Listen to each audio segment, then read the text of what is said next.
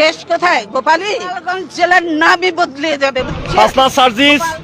তোমরা ভাইয়া গোপালগঞ্জ নিয়ে অনেক কথা বলছো। আমরা বলেছি বাংলাদেশে অধিকাংশ লোক গোপালগঞ্জকে রাখতে চায় না। গোপালগঞ্জের নাম পরিবর্তন করে ওখানে আবু সাইদের নাম ভাস্কর্য ওই ডিস্ট্রিক্টে রাখা উচিত, এই ধরনের মন্তব্য করতেছে বিভিন্ন জনসাধারণ।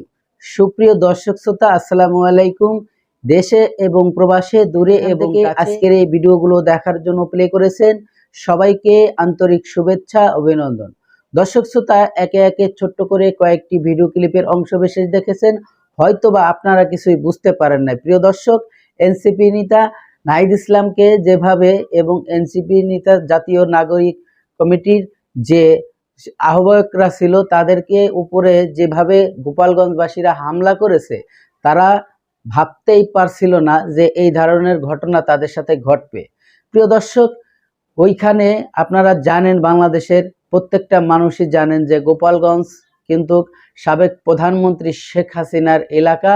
এখানে কিন্তু প্রত্যেকটা নাগরিক, যে শিশু থেকে শুরু করে বৃদ্ধ পর্যন্ত সবাই কিন্তু তার ভক্ত। প্রিয় দর্শক, অবশ্যই ওখানে নাম পরিবর্তন করা যাওয়ার আগে অবশ্যই তাদের সাথে একটু বুদ্ধি পরামর্শ করা উচিত ছিল, তাহলে হয়তো এই ধরনের ঘটনা ঘটতো না।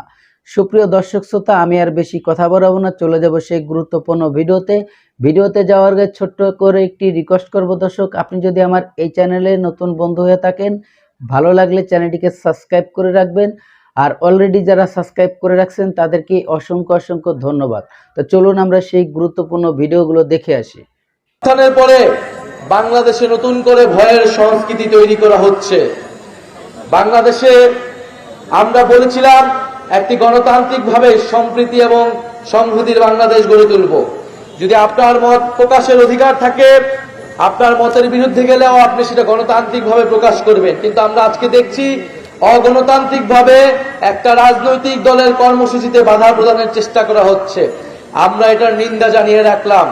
আমরা জানি জনগণ যে অগণতন্ত্রের বিরুদ্ধে, যে স্বৈরতন্ত্রের বিরুদ্ধে এবং মত প্রকাশের স্বাধীনতার পক্ষে গণ অভ্যুত্থানে করে নেমেছিল, ইনশাল্লাহ সামনের দিনও যদি ভয়ের সংস্কৃতি কেউ তৈরি করতে চায়, জনগণ আবারও রাজপথে নামবে।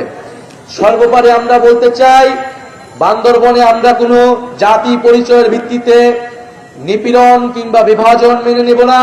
বান্দরবনের প্রত্যেকটা মানুষের ঘরে ঘরে আমরা যেই ইনসাফের উন্নয়ন, সেই উন্নয়ন পৌঁছে দিতে চাই। অর্থনৈতিকভাবে বান্দরবনকে আমরা সমৃদ্ধশালী করতে চাই। আপনারা কি চান? প্রিয় বান্দরবনবাসী, জাতীয় নাগরিক পার্টির সাথে আপনারা থাকবেন, নতুন সংবিধানের জন্য থাকবেন, বিচার সংস্কারের জন্য থাকবেন, ইনশাল্লাহ আপনারা থাকবেন। আমাদের আগামী দিনে সংসদে আমরা চাবো বান্দরবনের সকল জনগোষ্ঠীর প্রতিনিধিত্ব নিশ্চিত হবে, উচ্চ কক্ষ এবং নিম্ন কক্ষে উভয় কক্ষেই নিশ্চিত হবে। জাতীয় নাগরিক পার্টির পক্ষ থেকে বিপ্লবী শুভেচ্ছা এবং সালাম জানাই। আজকে আপনারা দীর্ঘ সময় ধরে জাতীয় নাগরিক পার্টির আজকের এই পথসভার জন্য অপেক্ষা করে আছেন। সংগ্রামী বন্ধুগণ, আপনাদের কাছে এই জন্য কৃতজ্ঞতা জানাই। আমাদের পূর্বের বক্তাগণ, জাতীয় নাগরিক পার্টি এবং গণ অভ্যুত্থানের নেতৃবৃন্দ আপনাদের সামনে বললেন, প্রতিশ্রুতি রাখলেন, স্বপ্ন দেখালেন যে জাতীয় নাগরিক পার্টি কেমন বাংলাদেশ চায়, কেমন বান্দরবন চায়। বন্ধুগণ, জুলাই গণ অভ্যুত্থানের মাধ্যমে আমরা ফ্যাসিস্ট একটা সরকারের পতন ঘটিয়েছিলাম।